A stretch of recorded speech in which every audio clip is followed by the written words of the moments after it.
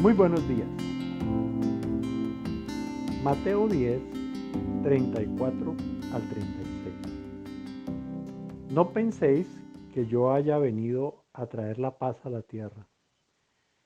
No he venido a traer la paz sino la guerra, pues he venido a separar al hijo de su padre, a la hija de su madre, a la nuera de su suegra. Y los enemigos del hombre serán las personas de su misma casa.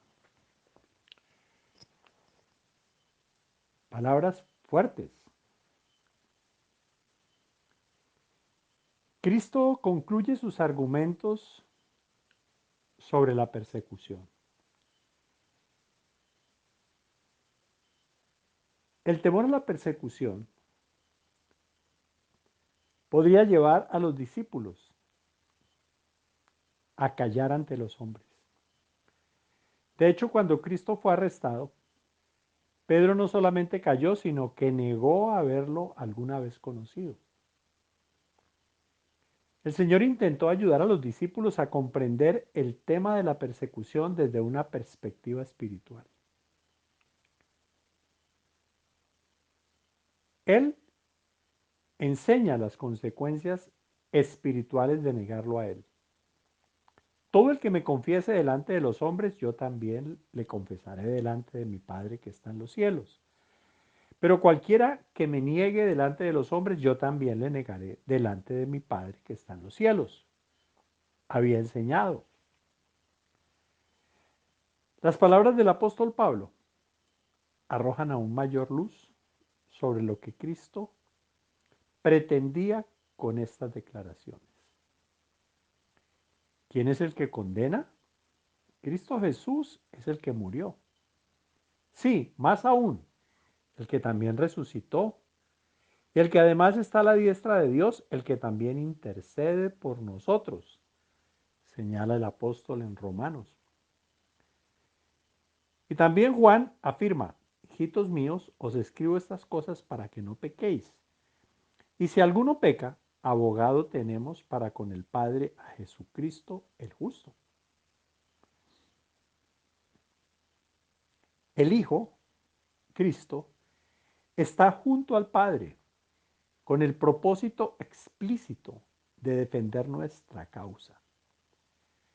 Mas a diferencia de los abogados de esta tierra, que a menudo defienden lo indefendible, Jesús es un abogado justo, que defiende a los que requieren de su defensa.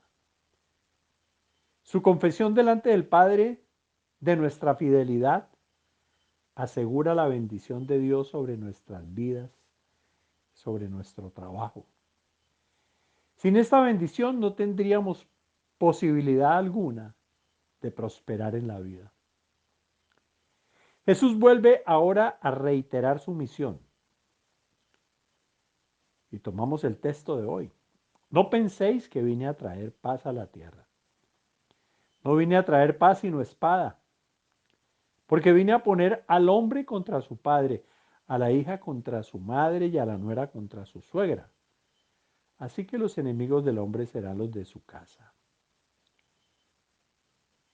Si contáramos solamente con el mensaje de los versículos anteriores, podríamos pensar que la resistencia y oposición de los demás se debe exclusivamente a su antipatía por el Evangelio. Cristo, sin embargo, introduce ahora una nueva dimensión al tema de la persecución. Su misión tan frecuentemente incomprendida no es traer paz, sino esgrimir la espada de la enemistad y de la división. Sin duda nos cuesta entender que Él deliberadamente provoca este tipo de situaciones, pero no debemos perder de vista que muchas veces las personas no se movilizan sino por medios violentos. Los israelitas no estuvieron dispuestos a salir de Egipto hasta que sus amos se volvieron intolerablemente crueles con ellos. Del mismo modo, la iglesia del primer siglo, según el libro de los Hechos, no se movilizó hasta el cumplimiento de su misión, hasta que se desató una hacia el cumplimiento de su trabajo, de su misión, hasta que se desató una violenta persecución contra ella. Esta realidad vuelve a afirmar la absoluta soberanía de nuestro Dios. Él logra sus propósitos en nosotros, utilizando aún la maldad del hombre para la extensión de su reino.